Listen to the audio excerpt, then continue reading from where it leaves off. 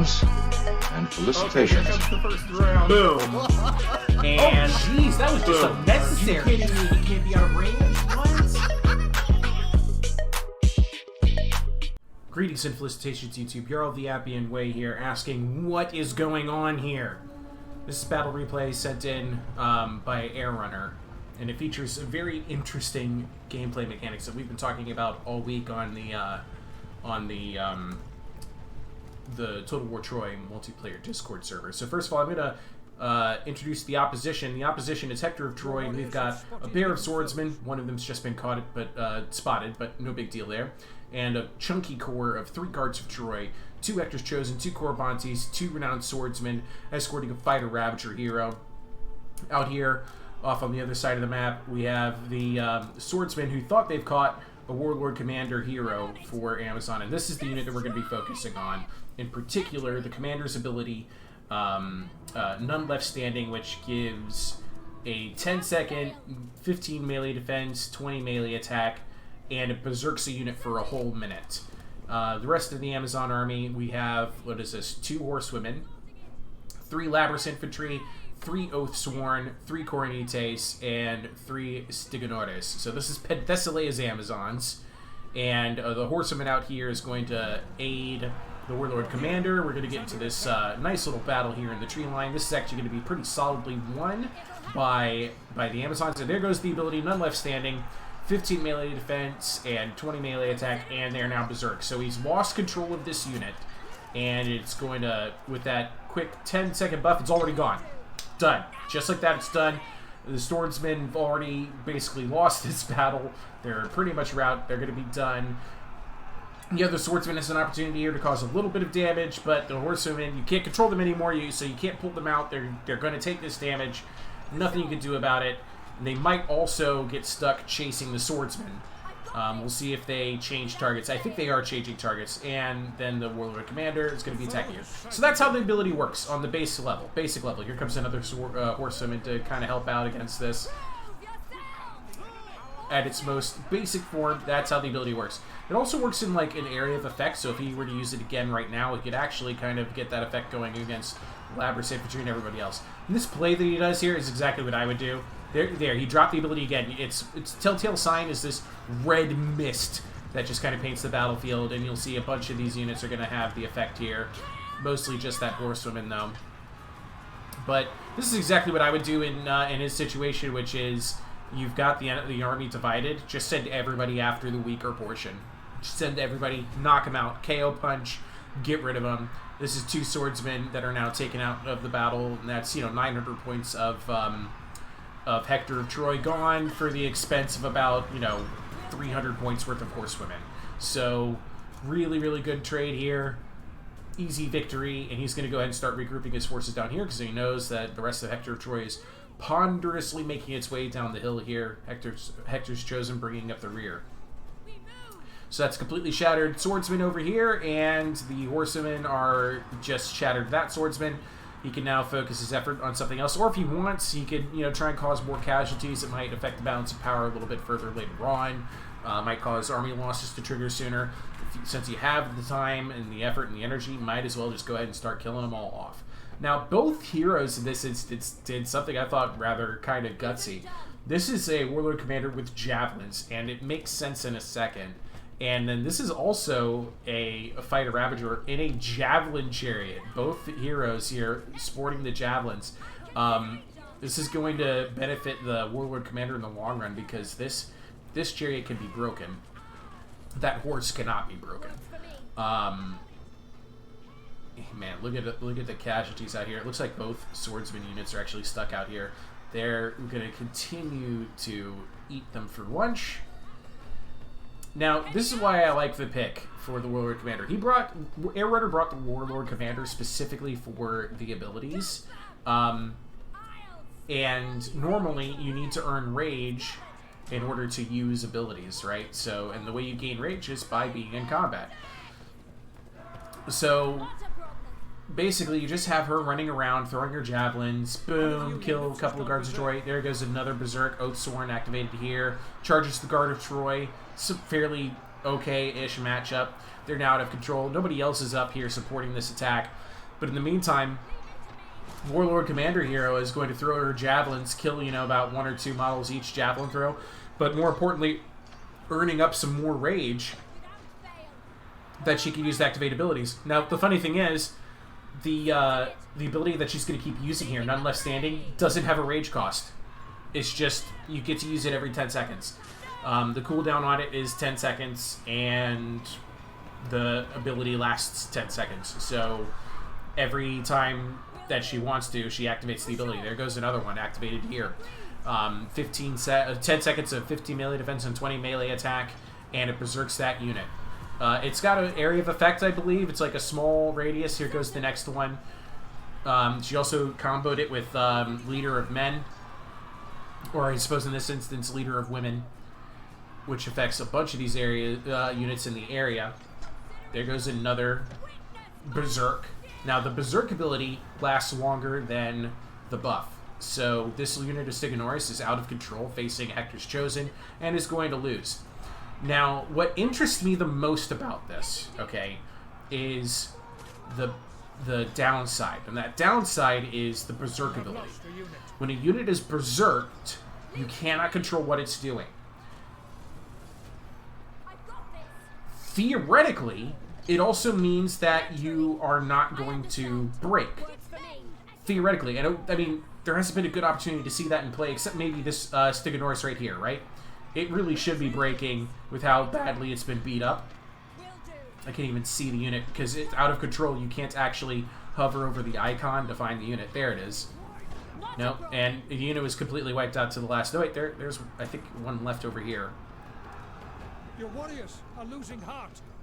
And it's going to break now that the Berserk is over. And it's shattered. Okay, so there's an example right there of the Berserk ability working as we think it should.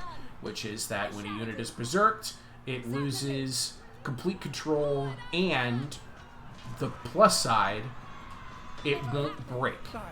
So here it's activated for this Labrys Infantry. Not Labrys Infantry. Where's the other one? There it is. Out of control. Morale seems to have stabilized for it at 57. Still out of control. Still berserked. I know there's more battle going on, but this is worth looking at. Still berserked, and it's going to remain berserked for about the next 45-ish seconds here. But it is not routing. Maybe I should have been looking over there where warriors have been routed. But I think this is going to be a good example of this. Another Berserk was just dropped in the area. Where is that other Labrys Infantry?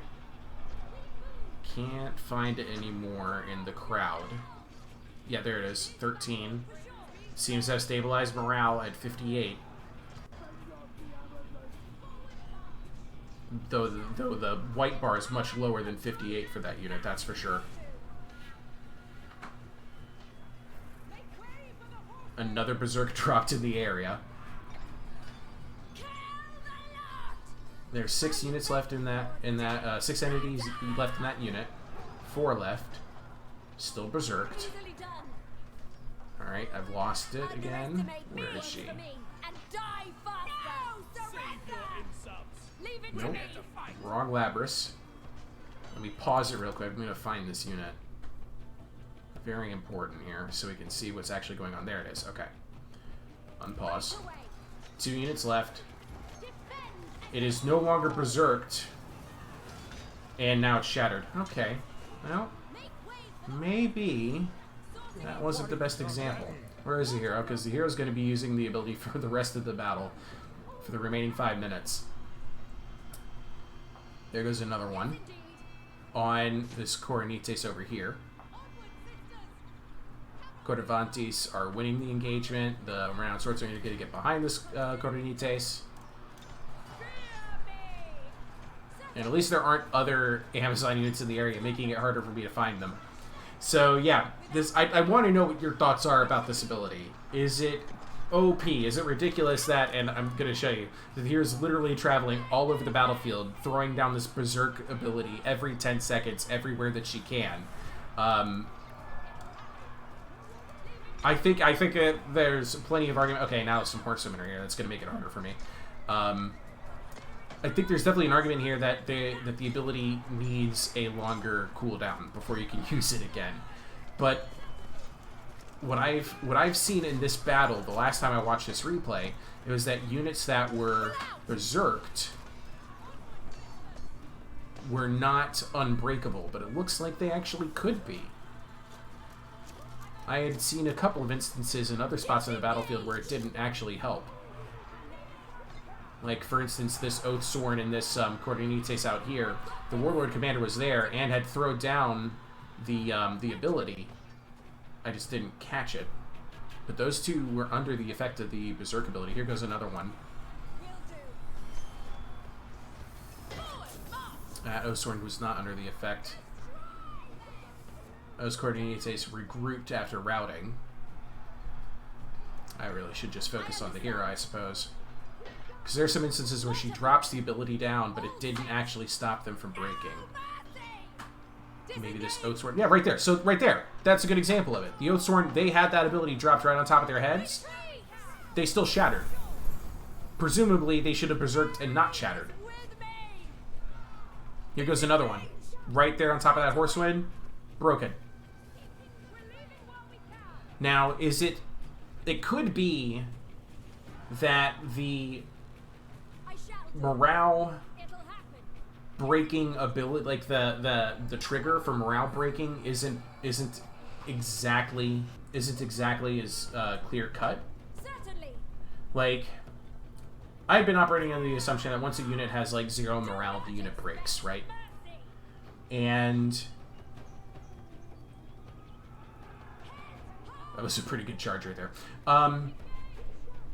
And, you know, once it gets above 0 again, the unit will regroup. But it's never been quite so clear-cut as that. Sometimes, like, for instance, this unit has 30 morale, is still broken, but that one is 16 morale and has come back. This unit is regrouped, or about to regroup, I think. It's about 36 morale. I think the way that morale ability works... I don't want to say ability. I want to say, I suppose,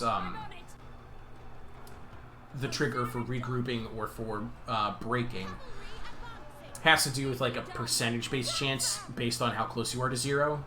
That if you, as your morale drops further and further and further, the likelihood of the route triggering goes up. And as your morale recovers, your likelihood of coming back from routing, regrouping, goes up. And it could be that if you trigger the Berserk ability when the morale is already very low or already dropping, the Berserk won't actually take hold and stabilize their morale in time if their morale is already on its way to, like, you know, the negatives. And the unit might still break anyway. I've noticed a couple of times when playing as the Amazons where I'm using abilities that should be regrouping units or preventing them from escaping, and they still just end up running away anyway. And that had kind of led me to the assumption that, you know, some of these inspire abilities on these units doesn't work as intended. But I think what we're seeing here is that the timing of when you use the ability matters. If what you're trying to do is prevent your unit from routing by making them go berserk with, you know, abilities like this, it's important that you do it before it's clear that they're going to lose. Like, it might be too late to use it on these horsewomen if you were to use it right now. Granted, yeah, and actually, it did work out for them because the unit was still already berserked. Man, so you could just, theoretically, you could just keep dropping that ability on one unit over and over and over and over and over again. Never let their morale get to a position where it actually falls below... What is it for this horsewoman right now? 60. Just never let it drop below 60. Oh, but there it goes. Never mind. Notwithstanding is active. They are berserk. They still shattered.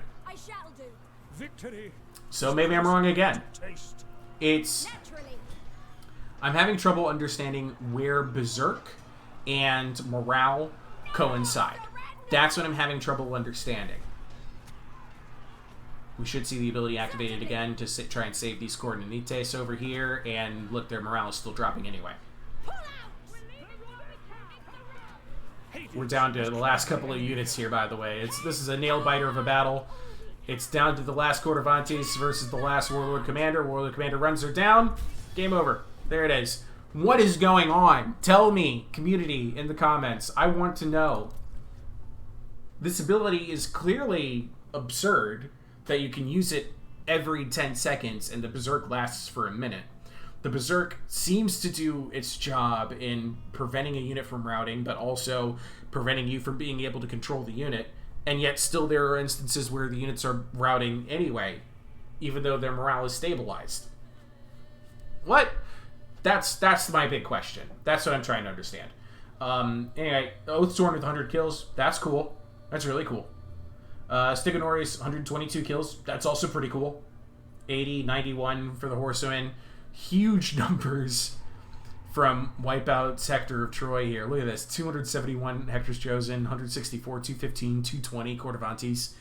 That's awesome, but they also had to kill all of those units because in the early stages, at least, these units were fighting to the very last lady in the unit. I don't know what was happening, though, for the second half of the battle. Anyway, please leave a comment. Tell me what you know of Berserk, how Berserk worked in previous Total War titles.